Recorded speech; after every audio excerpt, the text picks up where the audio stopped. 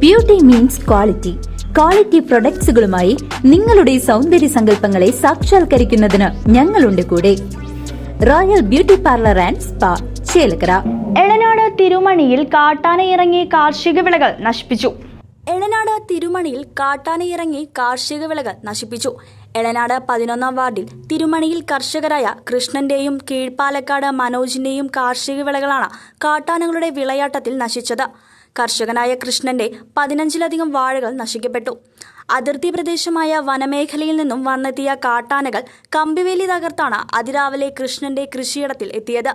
ചക്കയും വലിച്ചു നിന്ന ശേഷം ആനകൾ കൃഷിയിടത്തിലെ വെള്ള ടാങ്കിലെ വെള്ളവും കുടിച്ചാണ് കൃഷിയിടത്തിൽ നിന്നും പിൻവാങ്ങിയത്. മനോജിന്റെയും കൃഷിയിടത്തിലെ തെങ്ങുകളും കവുങ്ങും മറ്റും നശിപ്പിക്കപ്പെട്ടിട്ടുണ്ട്. മറ്റ് കാർഷിക വിളകളും നാശമായി. പ്രദേശവാസികളായ കർഷകർ ഏറെ അസ്വസ്ഥരായിരിക്കുകയാണ് ഇപ്പോൾ. എളനാട് ഫോറസ്റ്റ് ഓഫീസർ സനൽ അടങ്ങിയ വനപാലകർ കാട്ടാനകൾ നശിപ്പിച്ച കൃഷിയിടങ്ങൾ സന്ദർശിച്ചു. ഇന്ന് പുലർച്ചെയാണ് ഇപ്പോൾ ആന വന്നിട്ടുള്ളത്. അപ്പോൾ ആന ഇറങ്ങിയത് ഇപ്പോൾ തിരുമണി ഭാഗത്താണ്. 2 മണി 3 മണിയോടുകൂടിയാണ്. നമ്മൾ പുലർച്ചെ അറിഞ്ഞ സമയത്ത് തന്നെ ഫോറസ്റ്റിന് ഉദ്യോഗസ്ഥരെല്ലാവരും വന്ന് ആദ്യം ഇതിൽ നിരീക്ഷണം നടത്തിയിട്ടുണ്ട്.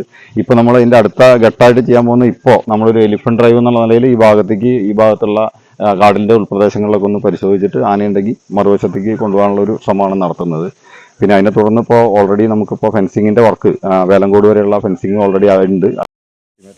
നിർമ്മാണം നടന്നു.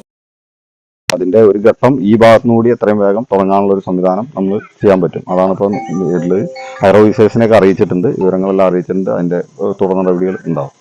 ഗ്രാമപഞ്ചായത്ത് അംഗം നീതു ഷൈജു കൂടാതെ കേരള കർഷക സംഘം നേതാക്കളായ KC George, PT Saju, M പൊന്നുമണി തുടങ്ങിയവരും എത്തിച്ചേർന്നു. മുമ്പേ ഇവിടെ ഇറങ്ങിയതായിട്ട് പറഞ്ഞു കേട്ടിട്ടില്ല. ഒരു 10-60 വർഷമായിട്ടും ഈ തിരുമണി മേഖലയിൽ ആന ഇറങ്ങിയതായിട്ട് കേട്ടിട്ടില്ല. എന്നാൽ നമ്മുടെ കുതിരാൻ്റെ അപ്പുറത്ത് നിന്ന് 16 ആനകളോളം ഈ കാട് വഴിക്ക്, ഫോറസ്റ്റ് വഴിക്ക് അകമല ഭാഗത്തേക്ക് പോന്നിട്ടുണ്ട് എന്ന് ഡിപ്പാർട്ട്മെൻറ്റിൻ്റെ DFO പറയുകയുണ്ടായിട്ടുണ്ട്. ഈ ആനകളെ ഇവിടുന്ന് തുരത്താനുള്ള പരിപാടി എന്ന ഫെൻസിങ് ആരംഭിച്ചിട്ടുണ്ട്. തോന്നൂർക്കരയിൽ നിന്ന് ഫെൻസിങ് ആരംഭിച്ച് തിരുമണി വരെയാണ് ആദ്യഘട്ടം നടപ്പാക്കുന്നത്. അതിൻ്റെ പരിപാടി അവിടെ നിന്ന് ആരംഭിച്ചിട്ടുണ്ട്.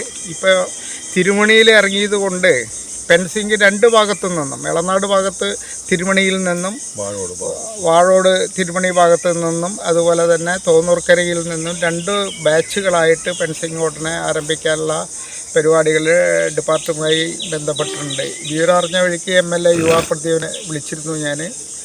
അദ്ദേഹം ഇന്ന് 10 മണിക്ക് കളക്ടർ ഒരു കോൺഫറൻസ് ഉണ്ട്.